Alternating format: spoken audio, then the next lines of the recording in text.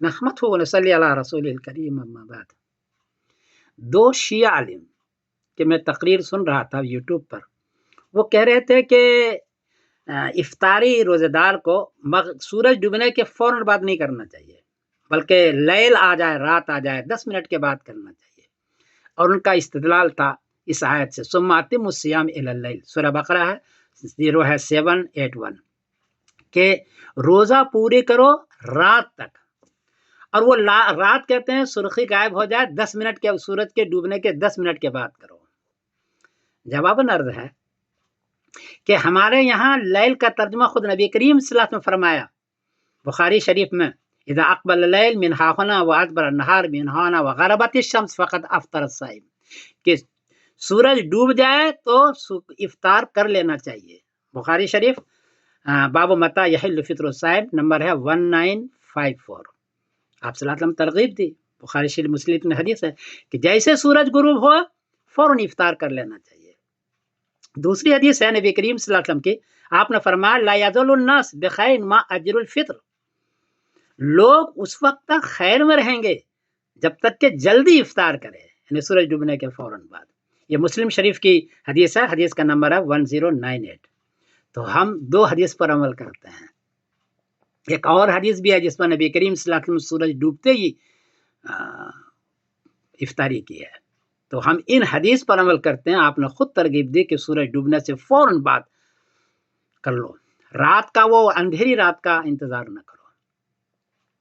جہاں تک شیعہ حضرات لیل کا ترجمہ اندھیری رات کرتے ہیں تو اس پر وہ خود بھی عمل نہیں کر رہے ہیں۔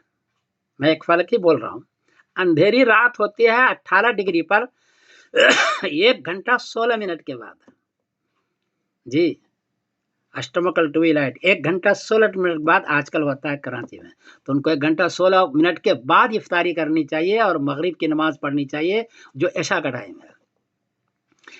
اور اس سے پہلے 12 ڈگری نائٹیکل ٹویلائٹ جس پر کہ سورج کی سرخی غائب ہوتی ہے، اس کے بعد سفیدی باقی رہتی ہے لیکن سرخی غائب ہوتی ہے، وہ ہے 49 منٹ، 49 منٹ اس کو تاخیر کرنی چاہیے اگر اس پر عمل کرتا ہو تو، پوری سرخی غائب ہونے پر۔ اور آدھی سرخی جو غائب ہوتی ہے وہ 6 ڈگری پر سول ٹویلائٹ پر، وہ ہے 23 منٹ۔ تو آدھی سرخی اگر غائب کرنا ہے تو 23 منٹ کے بعد آپ افطار کریں، 10 منٹ بعد نہیں ہوتا۔ اور پوری سرخی غائب کرنا ہے تو 49 منٹ کے بعد آپ افطار کریں، پوری سرخی۔ اور پوری اندھیری رات کرنا ہے جس کو آپ لیل پر بہت زور مار رہے ہیں، بہت زور دے رہے ہیں، تو 1 گھنٹہ 16 منٹ کے بعد آپ افطاری کریں اور مغرب کی نماز پڑھیں۔ یہ کیا 10 منٹ کے بعد آپ حدیث پر بھی عمل نہیں کیا جو نبی کریم نے فرمایا، اور حدیث کو بھی چھوڑا، اور لیل پر بھی عمل نہیں کیا آپ نے۔ اس لیے سنی حضرات کو میں مبارکباد دیتا ہوں، وہ اس حدیث پر عمل کرتے ہیں، غربت الشمس فقد افطر الصائم، سورج غروب ہو جائے فوراً افطار کر لو۔ اور دوسری حدیث جیسے میں نے بتایا مسلم شریف کی 1098 میں، کہ اس وقت تک خیر میں رہیں گے ہماری امت جب تک کہ جلدی افطار کریں گے، لا یزال الناس بخیر ما اجل الفطر، یہ ہم لوگ خیر پر ہیں اور نبی کریم صلی اللہ علیہ وسلم بتلائے ہوئے حدیث پر عمل کرتے ہیں۔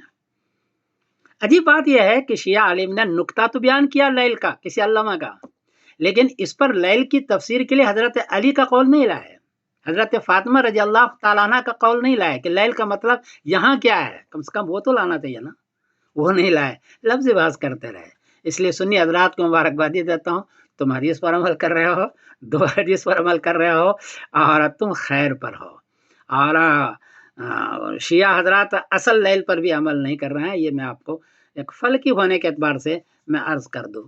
میں سمیر الدین قاسم بول رہا ہوں مانچسٹر انگلینڈ سے، اگر کوئی غلطی ہوئی تو معاف کرنا، لیکن بہرحال بات تو مجھے کرنی پڑے گی اس لیے کہ حدیث پر ہمارا عمل ہے۔ الحمدللہ۔ السلام علیکم ورحمۃ اللہ وبرکاتہ۔